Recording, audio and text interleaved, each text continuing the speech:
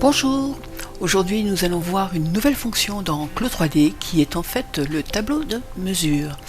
Nous sommes dans Clos 3D, nouvelle version, version 7.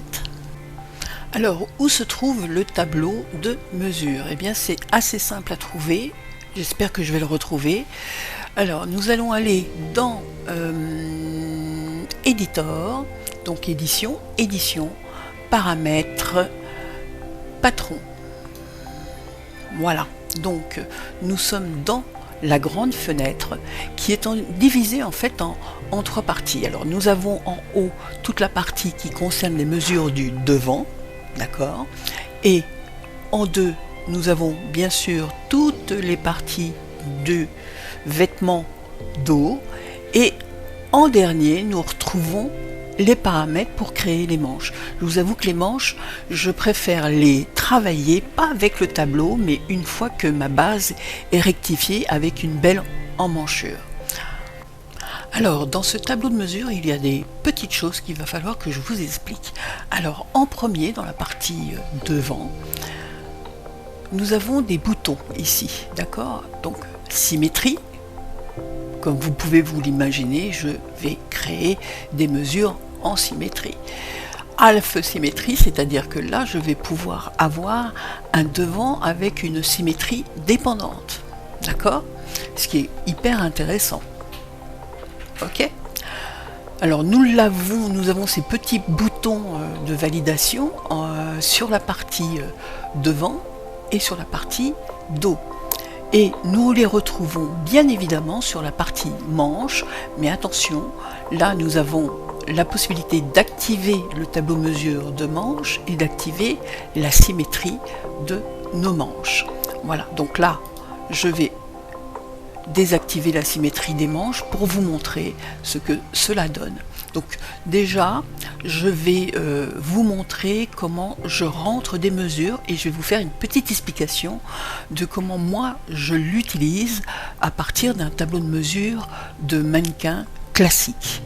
Donc voici un exemple de barème qui vient d'un bouquin de modélisme que j'utilise de temps en temps, il n'y a pas qu'Esmod, qui s'appelle DP Studio, qui est un très bon barème et donc dont les livres sont super bien expliqués dans la méthode de coupe. Si ça intéresse des personnes, vous pouvez les acheter au format PDF sur le site de DP Studio. Bien, donc je vais aller chercher, en faisant touche 3, je vais aller chercher l'image de mon barème. Voilà, donc là je vais aller chercher l'image formatée. Hop, je vais aller chercher fichier image et je vais aller chercher mon image de barème. Voilà, donc barème, ici, voilà, ouvrir. Je vais lui attribuer en fait pas une opacité, je vais le mettre à 100% pour y voir clair. D'accord, 100, voilà.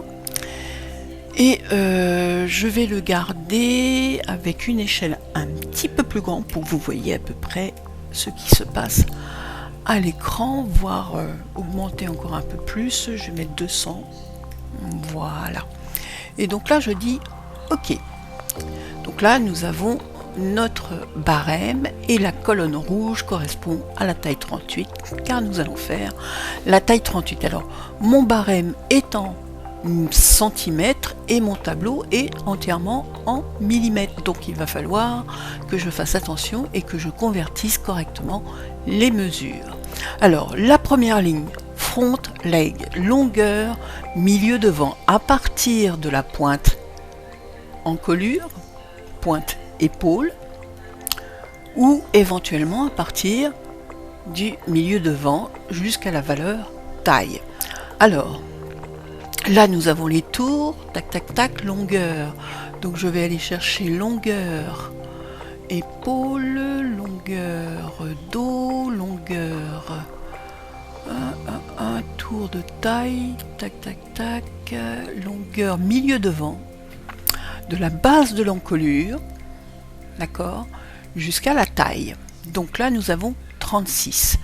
Donc si je veux garder une taille avec un peu plus de hauteur, je vais faire 36. Ok. Ici je vais taper donc 36 plus 2 cm, ce qui va nous faire 36, 37, 38. Donc je vais taper ici 38, c'est-à-dire 300, on va y arriver, 380, voilà. Ok, donc ça c'est la première mesure que je donne. Après, alors qu'est-ce que j'appelle le volume, ou autrement appelé aussi l'aisance? Eh bien, par rapport à un tour, par exemple, de poitrine, 88, pour prendre un exemple de mesure, sur le tour, vous ajoutez une aisance qui peut être en fonction du produit, et ça c'est hyper important. Donc par exemple, si c'était un chemisier, je ferais éventuellement une aisance de grosso modo, si ça dépend là aussi du secteur dans lequel vous travaillez. Si c'était du sportswear, je pourrais aller jusqu'à 10. Si c'était éventuellement un chemisier plus vil, je descendrais éventuellement à 6, et ainsi de suite. Donc voilà, je voulais faire une petite aparté sur ce que j'appelle le volume, et qui est aussi appelé aisance, tout simplement. L'élargissement aussi, hein, ça peut être compris comme un volume rajouté à un tour. Toujours le même exemple, tour de poitrine de 88. Voilà, là je crois que j'ai tout dit. Bien, donc maintenant nous allons voir, j'ai rempli donc le tableau du devant avec mes mesures. D'accord, donc à chaque fois que j'ai pris une valeur comme par exemple l'ouverture de l'encolure, hein, de pointe en pointe, j'ai ajouté bien évidemment à la valeur d'élargissement donc de mon corps. Donc par exemple, vous voyez que là j'ai aussi fait la même chose pour le dos. D'accord ? Voilà, donc concrètement, j'ai rempli mon tableau, hein, neck profondeur, donc là la profondeur de mon cou, hein, je l'ai qui est normalement de 5,5 si je ne m'abuse. Donc là vous voyez j'ai rajouté 2 cm, et voilà, ainsi de suite. Pour la carrure devant, j'ai fait la même chose. Là, nous avons la descente de l'emmanchure, c'est-à-dire la pente épaule, de combien elle descend. Là, sur le devant, je l'ai fait de 3,5 cm. Pour le dos, j'ai fait toujours les mêmes principes. D'accord, donc là aussi nous avons la même pente d'épaule. Nous avons aussi l'accroche de la carrure, comme vous pouvez le voir. Ma carrure dans le dos fait 33 cm. Pour le devant, j'ai un petit peu moins. Normalement, je devrais avoir ici, hein, je devrais être à 32. Voilà. 32. Voilà, donc là, j'ai plus qu'à faire une seule chose maintenant, appuyer sur le bouton Créate. Voilà, et là, vous voyez, j'ai mon corps qui se crée. Voilà, et donc là, je n'ai plus qu'à faire qu'une seule chose, à visualiser la forme de mes deux morceaux, car je n'ai pas symétrisé aucun morceau. Et donc, si vous n'êtes pas satisfaite d'une valeur ici de longueur d'emmanchure, par exemple pour le dos et le devant, et que vous apercevez concrètement qu'il y a un petit pépin au niveau des longueurs de couture de côté, eh bien vous prenez votre pièce. Moi c'est comme ça que je le fais parce que c'est plus rapide, d'accord, au lieu d'aller chercher sur le tableau. Je vais tout simplement faire touche droite de la souris, et je vais demander à faire tout simplement une seule chose, c'est faire pivoter à l'horizontale ma pièce. Je le superpose, je superpose mon dos sur mon devant, et après il ne me reste plus qu'à faire qu'une seule chose, c'est bien sûr faire les rectifications du dessin d'embouchure. Donc je vais aller chercher lisser courbe, et donc là je clique mes points, je sélectionne ma ligne d'embouchure d'eau et je recrée en fait cette ligne d'embouchure d'eau. Par la suite, après, je vais éventuellement reprendre mon point de dessous d'embouchure et l'emmener ligne sur ligne comme ceci.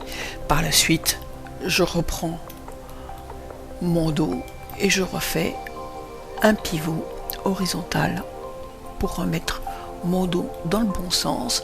Je reprends l'option lisser courbe, je retrace ma ligne d'embouchure devant qui n'est pas très belle et je recreuse. Voilà, donc là j'ai un vêtement qui est entièrement créé et rectifié, mais créé à partir d'un barème, d'accord, barème que vous voyez donc ici en exemple. Il ne me reste plus qu'à faire qu'une seule chose, c'est importer un mannequin. Donc je vais aller chercher, hop, un petit mannequin, voilà.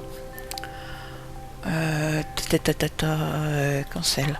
Il aurait fallu que je l'importe avant, enfin bon, c'est pas grave en soi. Donc je vais tout simplement enregistrer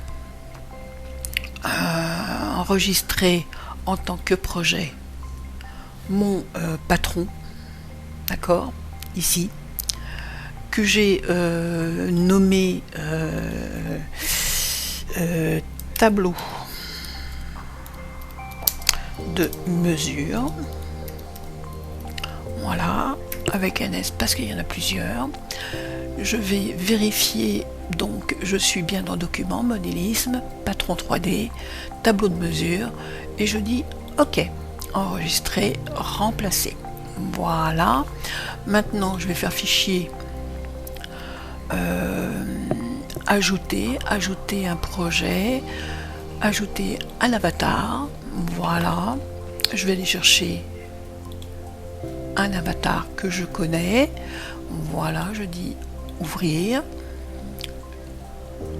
Hop, mon avatar est ici. Donc maintenant, il ne me reste plus qu'une seule chose. C'est bien évidemment, comme je n'ai pas symétrisé, je vais sélectionner mes deux morceaux. Je vais demander à ce qu'ils soient symétrisés. Voilà, donc je vais prendre mon devant. Et là, je vais patron symétrique avec couture, et là, faire de même. Voilà. Et voilà. Donc là, j'ai mon dos. Voilà. Alors, attendez, j'ai fait une bêtise. Hop. Mon devant. Hop. Et mon dos. Voilà. Donc là, c'est bien. Je regarde toujours en sélectionnant mes pièces pour visualiser mon patron, et une fois que j'ai fait ça, bien évidemment, comme vous le voyez, je m'arrête à la taille, mais par la suite je vais éventuellement faire des modifications, bien évidemment. Donc là je vais tout simplement faire couture, segment, coudre bien évidemment mon milieu devant, mes épaules, hop, hop, et comme je suis bien sûr symétrique, ça le fait en symétrie. Donc là, je vais maintenant faire un arrangement. Je vais sélectionner un devant, positionner sur mon corps. Je vais faire de même avec un dos, comme ceci. Je positionne sur mon corps en faisant attention à bien positionner mes morceaux. Voilà, je vais faire une petite loupe pour que vous voyez bien ce que je suis en train de faire. Je vais remettre mes points d'arrangement en place et je vais lancer maintenant une simulation.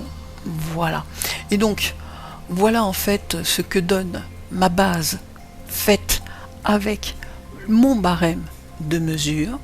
D'accord, donc j'espère que vous avez bien compris que à partir d'un barème tout à fait classique, je peux à tout moment, bien évidemment, en ajoutant l'élargissement, de ce que je veux, c'est-à-dire, donc là j'ai mis mes longueurs d'épaule, j'ai mis mon tour de poitrine, et ainsi de suite.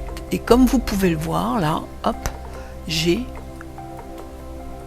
un vêtement, une base qui va me servir après à construire éventuellement une robe, et ainsi de suite. Et si je veux des manches, eh bien je créerai ma manche à partir de mon patronage de base.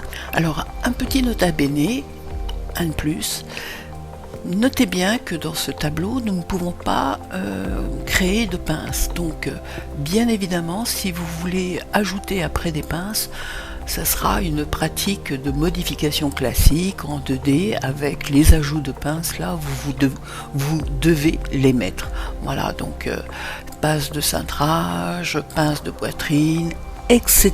N'oubliez pas que c'est un patron de base qui peut être modifié après en 2D sans problème. Voilà qui va conclure notre cours sur le tableau de mesure, en espérant que cela vous aura convenu. Je vous remercie et n'oubliez pas un petit pouce bleu, ça fait toujours plaisir. Au revoir.